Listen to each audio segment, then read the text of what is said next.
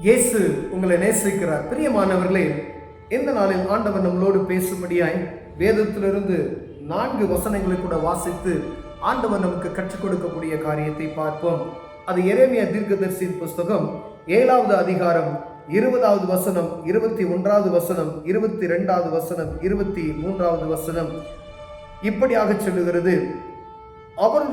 அவர்களுடனே சொல்ல வேண்டியது என்னவென்றால், இந்த வாசல்களில் பிரவேசிக்கிற யூதாவின் ராஜாக்களும் எல்லா யூதரும் எருசலேமின் எல்லா குடிகளுமாகி நீங்கள் கர்த்தருடைய வார்த்தையை கேளுங்கள். ஆண்டவருடைய பிள்ளைகளாய் இருக்கிற நீங்கள் எல்லா ஜனங்களும் உங்கள் காதுகள் கேட்க வேண்டியது என்னவென்றால், நீங்கள் ஓய்வு நாளில் சுமைகளை எடுத்து அவைகளை எருசலேமிற்குள் வாசலுக்குள் கொண்டு வராதபடிக்கும், ஓய்வு நாளில் உங்கள் வீடுகளிலிருந்து சுமையை வெளியே கொண்டு போகாதபடிக்கும், ஒரு வேலையும் செய்யாதபடிக்கும் உங்கள் ஆத்துமாக்களுக்கு எச்சரிக்கையாக இருங்கள்.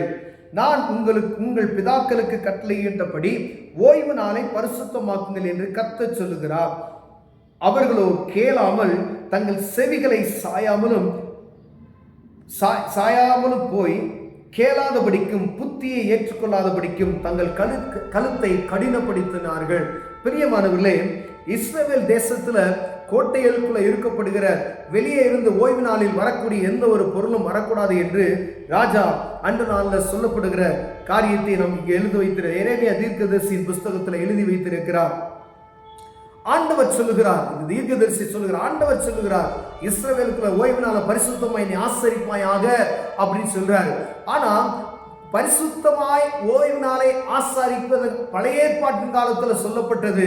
புதிய ஏற்பாட்டின் காலத்துல சில நமக்கு ஒரு லெகுவாக்கப்பட்ட காரியத்தின் நிமித்தமாய் அதை அசட்டை பண்ணி கொண்டு இருக்கிறோம். பிரியமானவர்களே, ஆண்டவராகிய இயேசு கிறிஸ்து நமக்கு சில கற்பனைகளை, உன் மாடு ஓய்வு நாள்ல கீழே விழுந்துருச்சுன்னா அதை நீ தூக்காமல் இருப்பாயோ, ஒருவேளை நீ அப்படிப்பட்டதான காரியத்தை செய்யாம இருப்பாயன்னு சொல்லி சில காரியங்களை நமக்கு ஆண்டவர் மாற்றி கொடுத்தார். ஓய்வு நாள்ல ஒருத்தனை சொஸ்தமாக்க நிமித்தமாய், இந்த கடின இருதயம் உள்ள ஜனங்கள் அவர்களை கேள்வி கேட்டது நிமித்தமாய் ஆண்டவர் அதற்கு பதிலாக, நீ கீழே விழுந்துட்ட எந்திரிச்சு நீ ஆஸ்பத்திரிக்கு போக மாட்டாயா, ஓ வீட்டில் இருக்கக்கூடிய ஒரு மாடு குழியில விழுந்துச்சுட்டா நீ தூக்க மாட்டாயா அப்படின்னா சில காரியங்களை அவர்களுக்கு முன்பதாய் வைக்கிறார். பாருங்க, ஆண்டவர் இது நிமித்தம் அதை நம்ம என்ன செஞ்சிடறோம்னா, இந்த காலகட்டத்தில் ஓய்வு நாளை நாம் பரிசுத்தமாய் ஆசாரிக்கப்படாதபடிக்கு ஆண்டவர் சொன்னார்.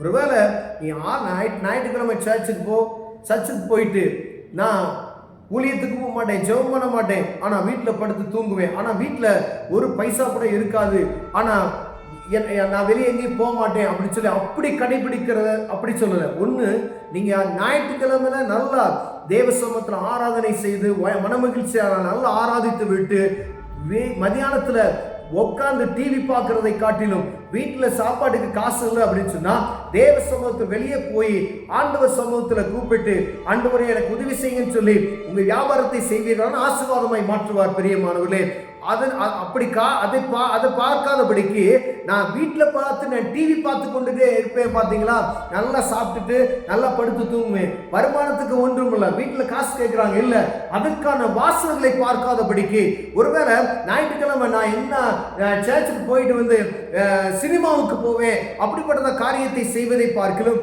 நீங்க என்ன செஞ்சிடலாம், தேவ சமூகத்தில் ஒன்று ஊழியத்துக்கு போகணும், ஊழியத்துக்கு போகல அப்படின்னு சொன்னா உங்க வியாபாரத்தை பார்ப்பது நல்லது. ஆண்டவர் சொல்றார், ஓய்வு நாள்ல நீ கவனமா இருக்கும்படி எச்சரிக்கையாயிரு என்று ஆண்டவர் சொல்லுகிறார். பிரியமான, அநேக நேரங்கள்ல ஓய்வு நாளை நம்ம என்ன செய்யறோம், தவறாய் நாம் பயன்படுத்தி கொண்டு இருக்கிறோம். ஞாயிற்றுக்கிழமை சர்ச்சுக்கு சரியா போறோமா அப்படின்னு சொல்லி பார்த்தோம்னா, ஞாயிற்றுக்கிழமை சர்ச்சுக்கு நம்ம என்ன செய்யறதுல சரியான நேரத்துக்கு கடந்து செல்லுகிறது கிடையாது. ஏன்னா நமக்கு அவ்வளோ பிஸியான உலகத்துல இருக்கிறோம். ஆராதனைக்கு நேரத்துக்கு கடந்து செல்வதில்லை. ஒரு குடும்பத்தில் 5 பேர் இருப்போம், ஒருவர் அங்கேயும் எங்கும் இழுக்கிறதை நாம் பார்க்க முடிகிறது. அப்போ ஒரு மனம் இல்லாதபடி இருக்கிறது நிமித்தம் ஞாயிற்றுக்கிழமை சர்ச்சில் ஆராதனைக்கு நாம் சரியாய் கடந்து செல்ல முடியவில்லை.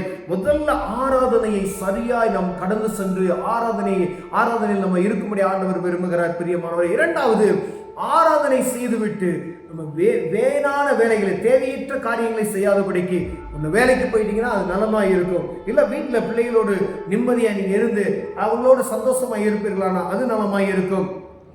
ஆனா வீட்டுல படுத்து தூங்குறது, டிவி பார்க்கறது, இப்படிப்பட்டதான காரியத்தை செய்கிறவர்களுக்கு ஆண்டவர் சொல்லுகிறார், ஒருவேளை உன்னுடைய தேவைகள் மிகுதியா இருக்கும் பொழுது நீ உட்கார்ந்து டிவி பார்க்கறத காட்டில் இப்ப என்ன செய்யலாம், அதுக்கான காரியத்தை நீ பார்க்கலாம். இப்ப கொடுக்கப்பட்ட இந்த காலகட்டத்தில் நம்ம பயன்படுத்துகிற தவறான காரியத்துக்காக அது சொல்லப்படுகிறது. ஆண்டவர் சொல்லுகிறார், ஓய்வு நாளை கவனமாய் நீ இருதய கடினத்து நிமித்தமாய் சொல்றார். அவர்களோ கேளாமல் தங்கள் செவிகளை சாயாமலும் போய் கேளாதபடிக்கு புத்தியை ஏற்றுக்கொள்ளாதபடிக்கும் தங்கள் கழுத்தை கடினப்படுத்தினார்கள். ஆலயத்துல போதகர் பிரசங்கிக்கிறார், ஞாயிற்றுக்கிழமை லேட்டா வராதீங்கன்னு சொல்றாரு.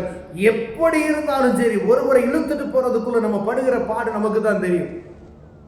3 பேர் பிறப்புவாங்க, ஒருத்தரை பிறப்புற வைக்கிறதுக்குள்ள நம்ம பாடு இருக்கு பார்த்தீங்களா, பயங்கரம். இந்த ஒருத்தர் நிமித்தமாய் 3 பேர் என்ன செய்யப்படுறாங்க, குடும்பத்தில் பாதிக்கப்படுகிறது நான் பார்க்கப்படுகிறது. பிரியமானவர்களே, இப்போ முதல்ல ஆண்டவர் சொன்ன அந்த வார்த்தைகளுக்கு செவி கொடுத்து ஓய்வு நாளை பரிசுத்தமாய் ஆசாரிக்க நாம் கற்றுக்கொள்ளும்படி ஆண்டவர் விரும்புகிறார்.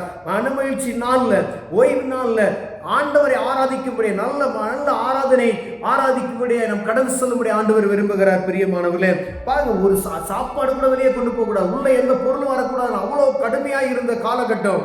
ஆனா ஆண்டவர் நமக்கு இரக்கத்தின் நிமித்தமாய் அதை லகுப்படுத்தி இருக்கிறார். வீட்டில் நீ நெருப்ப கூட பத்த வைக்க கூடாது என்று ஆண்டவர் சொல்லியிருந்தார் பழைய ஏற்பாட்டின் காலத்துல. இப்ப நம்ம அது லகுவாய் மாற்றப்பட்டு இருக்கிறது. ஆனா ஆராதனைக்கு நீ கடந்து சொல்லாதபடி உட்கார்ந்து டிவி பார்ப்போமே, ஆனால் அது ஆண்டவர் கோபமுட்டுகிற ஒரு காரியம். ஏன்னா பாருங்க, ஆண்டவர் தான் சொல்றாரு, நீ ஓய்வு நாளை பரிசுத்தமாய் ஆசாரிக்க அவர்களுக்கு சொல்லு அப்படின்னு சொல்றாரு. கர்த்தர் சொல்லுகிறது, அவருடனே நீ சொல்ல வேண்டியது என்னவென்றால், இந்த வாசல்களில் பிரவேசிக்கிற யூதாவின் ராஜாக்களும் எல்லா யூதரும் எருசலேம் எல்லா குடிகளும் ஆகிய நீங்கள் கர்த்தருடைய வார்த்தையை கேளுங்கள். நீங்கள் ஓய்வு நாளில் சுமைகளை எடுத்து அவைகள் எருசலேமின் வாசலுக்குள் கொண்டு வராதபடிக்கும், ஓய்வு நாளில் உங்கள் வீடுகளில் இருந்து சுமையை வெளியே கொண்டு போகாதபடிக்கும், ஒரு வேலையும் செய்யாதபடிக்கும் உங்கள் ஆத்துமாக்களுக்காக எச்சரிக்கையா இருங்க. எவ்வளவு கவனமா இருக்கணும்னு பாருங்க. ஆண்டவர் உங்களோடும் என்னோடும் பேசுகிறார். கூடுமானால் மற்றும் ஓய்வு நாளை பரிசுத்தமாய் ஆசாரிக்க ஆண்டவர் நமக்கு உதவி செய்வாராக. கண்களை மூடுவோம், ஜெபம் செய்வோம். அன்பின் தகப்பனே, பரிசுத்த ஓய்வு நாளை நாங்கள் பரிசுத்தமாய் ஆசாரிக்க கிருபை பாராட்டுங்க ஆண்டவரே. அடிக்கடி கேட்டு அநேக நன்மையான வார்த்தைகளை கேட்கிறோம், போதகர்கள் பிரசங்கிக்கிற இந்த வார்த்தைகளை கேட்கிறோம் ஆண்டவரே. அந்த சத்தத்தெல்லாம் கேட்டு நாங்கள் மறுட்டு தன்மையா இருக்கிறோம் ஐயா. எங்களை ஆண்டவரை சீர்படுத்துவீராக, சிறப்படுத்துவீராக. இயேசுவின் நாமத்தில் பிதாவே, ஆமென்.